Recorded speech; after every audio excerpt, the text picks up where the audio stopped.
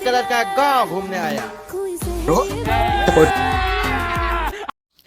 सब के सब गवार है, न किसी को डांस आता है न किसी को एक्टिंग आती सभी है। बाकी है। तो रुको जरा, मजा आएगा ना भिड़ो। सज्जन को क्या तकलीफ है भाई? अरे आप कौन हो बा? मुझे डिस्टर्ब ना कीजिए। क्लाइमैक्स। ओम तेरा पुक, ओम तेरा पुक, ओम। इस सज्जन को क्या तकलीफ है भाई? डिस्टर्ब ना कीजिए। सबर करो। किम प्रयोजनम, किम प्रयोजनम। अरे मूर्ख बालक, तेरे पूरे शहर में नहीं होगा।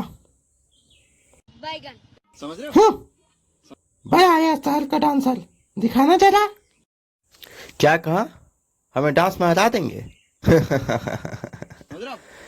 आपने हम शहर वालों को टैलेंट अभी शहर में जो टैलेंट है वो गांव में कहा। कहीं ऐसा ना हो कि मेरा डांस देखकर आपका लोटा नीचे गिर जाए। समझ रहे हो?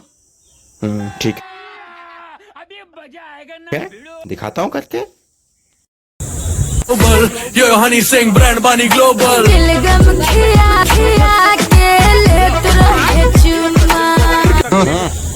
ये तो कुछ भी नहीं है, ये है शहर का टैलेंट बाबा, ये है शहर का टैलेंट। आप देखो गांव का टैलेंट।